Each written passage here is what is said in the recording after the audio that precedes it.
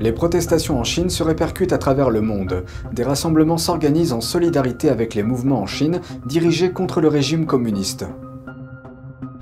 Le Premier ministre britannique a annoncé la fin de l'âge d'or entre le Royaume-Uni et la Chine, le Royaume-Uni écartant la Chine d'un projet d'énergie nucléaire. Le Dr Anthony Fauci s'en prend à Pékin. Selon lui, la Chine n'a pas coopéré à une enquête sur l'origine du Covid-19.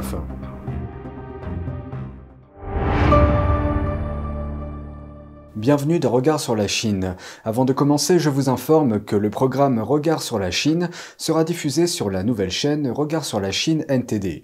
Je vous invite à cliquer dès maintenant sur le lien en dessous de cette vidéo pour vous abonner. En effet, suite aux élections américaines de 2021, notre chaîne NTD français s'est vue retirer sa monétisation sur YouTube. En d'autres termes, nous ne bénéficions d'aucun revenu depuis cette période. Pour que nous puissions continuer à vous informer dans de bonnes conditions, vous pouvez nous soutenir en vous abonnant et en partageant le lien de la nouvelle chaîne. Merci pour votre attention et j'espère vous retrouver très vite sur la nouvelle chaîne de Regard sur la Chine. Les manifestations de soutien au mouvement de protestation contre la politique du zéro Covid-19 en Chine s'étendent dans le monde. Ces feuilles de papier blanc sont devenues un symbole de protestation en Chine et cela s'étend sur la planète. Des dizaines de manifestants se sont rassemblés à Hong Kong lundi en signe de solidarité. Dans une ville qui n'est pas étrangère aux manifestations anti-gouvernement, les gens ont apporté des fleurs et des bougies. Je suis ici parce que je ne suis pas d'accord avec les politiques de la Chine continentale sur le Covid. Des veillées et des protestations à petite échelle ont vu le jour dans un certain nombre de villes du monde. Les protestations font suite à l'incendie tragique d'un appartement dans la région du Xinjiang qui a déclenché une série extraordinaire de scènes de protestation à travers la Chine au cours du week-end. À Sydney, environ 200 personnes se sont rassemblées devant l'hôtel de ville pour montrer leur soutien aux manifestants. Aux États-Unis, des manifestants se sont rassemblés devant le département d'État américain à Washington. Une veillée et une manifestation ont également eu lieu à l'Université de Californie à Berkeley. Et des dizaines de manifestants se sont rassemblés devant l'Université Columbia à New York. Je sens que j'ai l'obligation de me faire entendre maintenant. Je ne peux plus rester silencieuse. Les Chinois et les jeunes en Chine ont finalement tenu tête au gouvernement corrompu et coercitif. Pendant des décennies, nous avons été réduits au silence. Nous n'avons pas été en mesure d'exprimer notre désaccord. Mais ce week-end, ce qui s'est passé ce week-end, m'a une fois de plus inspiré. Pendant le discours, l'un des manifestants a été battu par un Chinois du continent.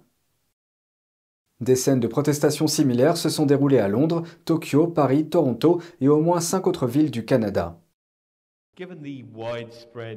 Compte tenu de la frustration généralisée suscitée par la politique du zéro Covid, la Chine envisage-t-elle d'y mettre fin prochainement? Et, si oui, quand? Un porte-parole du ministère chinois des Affaires étrangères a déclaré que Pékin n'était pas au courant de manifestations à l'étranger demandant la fin de sa politique du zéro Covid. Et lorsqu'on l'a interrogé à plusieurs reprises sur les protestations dans le pays, après 40 secondes de brassage de papier, il a répondu que la question ne reflétait pas, je cite, « ce qui s'est réellement passé ».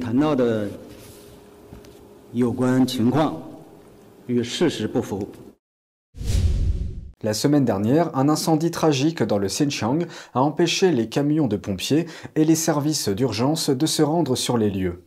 Des barricades contre le Covid-19 placées dans la zone ont laissé les véhicules hors de portée du brasier.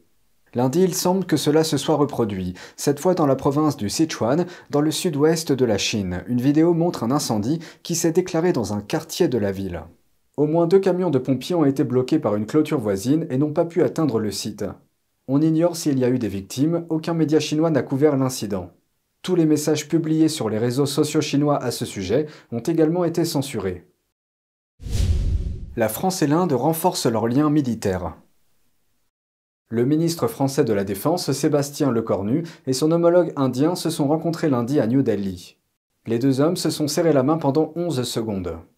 Au cours de leurs entretiens, ils ont discuté des moyens de renforcer les liens de défense et de sécurité entre leurs pays. Les produits de défense Made in India figuraient en tête de l'ordre du jour. Il s'agit du 4e dialogue annuel France-Inde sur la défense.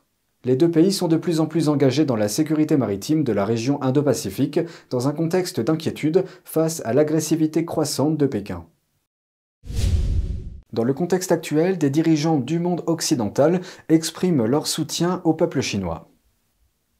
Le secrétaire d'État américain Antony Blinken a exprimé mardi son soutien aux manifestants chinois pacifiques. Blinken a déclaré « Nous soutenons le droit des gens partout dans le monde à protester pacifiquement, à faire connaître leurs opinions, leurs préoccupations et leur mécontentement. » Les commentaires de Blinken interviennent après que le mécontentement vis-à-vis des confinements stricts du régime chinois a déclenché des manifestations contre le gouvernement à travers la Chine au cours du week-end. L'ancien secrétaire d'État américain Mike Pompeo a également exprimé son soutien. Il a envoyé un message au peuple chinois lundi. Il y évoque ses rencontres avec des dissidents chinois lorsqu'il était secrétaire d'État. Pompeo a déclaré à Fox que le Parti communiste chinois ne représente pas le peuple chinois, qui souhaite simplement un peu plus de liberté. Il a ajouté qu'il craignait que le chef du PCC, Xi Jinping, n'utilise la force et la brutalité pour réprimer les soulèvements. Dans le même temps, le Premier ministre britannique Rishi Sunak a déclaré lundi que l'approche de la Grande-Bretagne vis-à-vis de la Chine doit évoluer. Soyons clairs, le soi-disant âge d'or est terminé, ainsi que l'idée naïve que le commerce entraînerait des réformes sociales et politiques. Sunak a déclaré que Pékin rivalise consciemment pour l'influence mondiale en utilisant tous les leviers du pouvoir de l'État. Nous reconnaissons que la Chine pose un défi systémique à nos valeurs et à nos intérêts, un défi qui devient plus intense à mesure qu'elle s'oriente vers un autoritarisme encore plus grand. Sunak fait référence à la répression par Pékin des manifestations chinoises et à l'arrestation et au passage à tabac d'un journaliste de la BBC. L'Union de Radio-Télévision d'Europe a déclaré lundi qu'elle condamnait fermement les agressions dont sont victimes les journalistes européens en Chine. Cette déclaration intervient après qu'un correspondant en Chine du média suisse RTS a été brièvement arrêté alors qu'il couvrait en direct une manifestation à Shanghai. Edward Lawrence, journaliste de la BBC, a également été arrêté par la police à Shanghai dimanche soir. L'UER a déclaré que d'autres journalistes ont été menacés et que certains ont été empêchés de passer à l'antenne ou de filmer. L'UER a déclaré que cela était inacceptable et constituait un nouveau recul. Le Premier ministre Rishi Sunak déclare que le soi-disant âge d'or entre le Royaume-Uni et la Chine est terminé. La Grande-Bretagne a annoncé mardi qu'elle allait exclure une entreprise d'État chinoise d'un projet de construction majeur, une centrale nucléaire britannique. La société China General Nuclear détenait une participation de 20% dans la centrale de Sizewell C. Le gouvernement britannique a depuis racheté toutes les actions détenues par la Chine. Les autorités n'ont pas divulgué le montant de la transaction. On revient sur un sujet concernant les États-Unis. Le docteur Anthony Fauci s'en prend à Pékin. Il affirme que le régime chinois n'a pas coopéré à une enquête sur les origines du Covid-19. Fauci a déclaré dimanche à l'émission Face the Nation de CBS qu'il n'avait pas vu de données connexes de la part de Pékin après que les États-Unis ont demandé des informations. Le responsable de la santé a accusé le Parti communiste chinois d'être opaque et de faire naître des soupçons au niveau mondial selon lesquels la Chine pourrait avoir dissimulé les origines de la pandémie. Même lorsqu'il n'y a rien à cacher, ils agissent de manière secrète, ce qui déclenche une suspicion du genre. Que diable se passe-t-il là-bas? Fauci a déclaré que Pékin avait expliqué à Washington pourquoi il ne permettait pas aux fonctionnaires de consulter les données relatives à l'épidémie initiale. Mais il a ajouté que l'Organisation mondiale de la santé avait obtenu ce qu'il a appelé des données très utiles lors de ses visites. Fauci a expliqué que les États-Unis ont besoin de plus de transparence de la part de Pékin, mais il a ajouté que l'administration Biden gardera un esprit totalement ouvert quant à l'origine. Des législateurs républicains ont déclaré qu'ils enquêteraient sur les origines de la pandémie s'ils obtenaient la majorité à la Chambre. Maintenant que c'est le cas, les responsables du Parti républicain disent qu'ils vont convoquer Fauci pour témoigner. Fauci a déclaré à CBS qu'il était d'accord pour témoigner et très favorable à une surveillance légitime, bien qu'il ait accusé les républicains de politiser la question.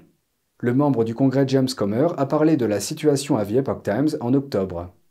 Il a déclaré que les législateurs du Parti républicain avaient découvert des preuves croissantes que le virus provenait probablement de l'Institut de virologie de Wuhan en Chine et que le Parti communiste chinois l'a dissimulé.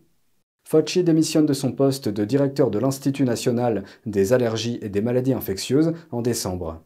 Il quitte également la direction du laboratoire d'immunorégulation du NIAID et le poste de conseiller médical en chef du président américain Joe Biden.